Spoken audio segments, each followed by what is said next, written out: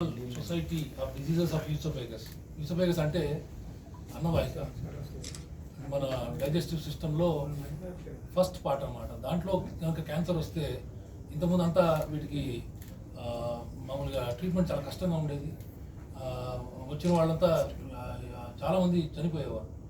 ఇప్పుడు వచ్చిన మన టెక్నాలజీ ప్రోగ్రెస్ వల్ల ఇవన్నీ కూడా ఈజీగా సాల్వ్ అవుతున్నాయి.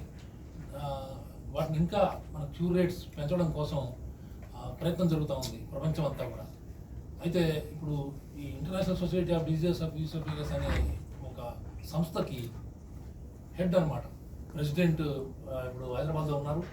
ఆయన మాంట్రియల్ కెనడాలో పనిచేస్తారు.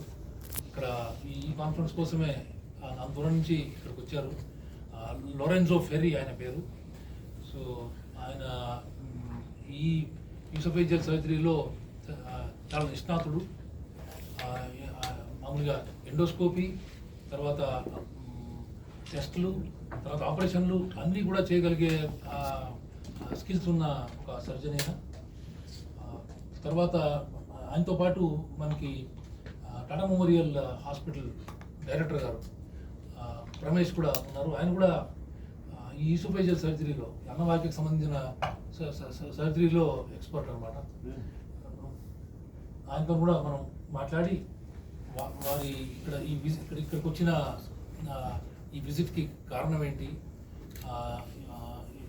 ఈ వ్యాధి వల్ల వచ్చే ప్రాబ్లమ్స్ ఏంటి, ఈ వ్యాధి మన దేశంలో ఎంత ప్రాబ్లం ఉంది, ఎక్కడ ఎక్కువ ఉంది అంటే మన దేశంలో కొన్ని చోట్ల కొన్ని క్యాన్సర్లు ఎక్కువ ఉంటాయి.